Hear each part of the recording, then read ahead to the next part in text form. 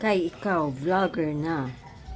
Unya, giuni mo imong professional dashboard.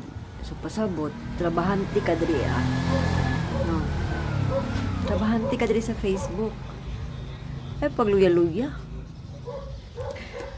Okay ra nang mo relax gamay.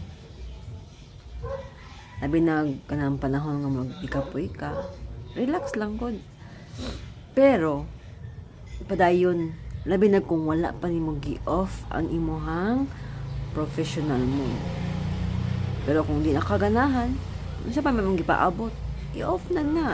Maura mang gyapon, dugay pa ka ma-monetize. Kay tapulan man kay kamuhimo og video. Tapulan kaayo ka maghimo og content. Di ba?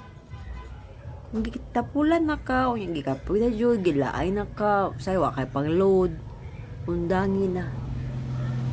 Pangitan na lang ang trabaho, o kung na kay trabaho diha focus na lang kasi imong trabaho kay kana, mas sure pa ang income na. Eh, diri among god, kung dili ka monetize, o nya, bisan pag monetize na ka, nya hinay imong views, wala jud kay kita. Manang uban, naningkamot yun na sila nga ang ilahang video mo viral kay naamay kita diha. Once nga mo viral ang imuhang video, pasabot na anay kita kung monetize ka. Labi na jud kung monetize ka. Manang uban bisag unsa na lagi panghimo.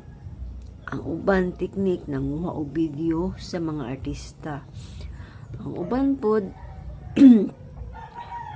kanang mga na-aksidente mo na ilang ginapost kay kusog kay na sa Facebook na inaana.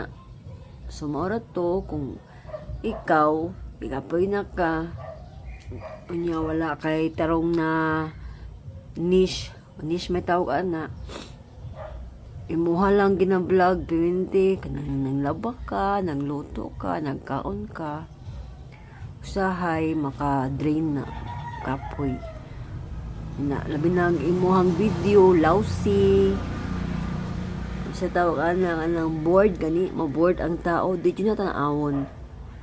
So kung inaana man lang gani undang na lang, no, undang na lang kay mas stress ra ka ana.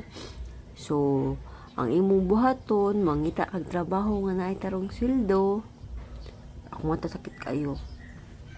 Ako nag-iagwanta. Nadaot na akong beautiful eyes. Saon na lang ni. Sumuro to. Kung gikapoy ka, o nya, di na kaganahan diri, undang na lang.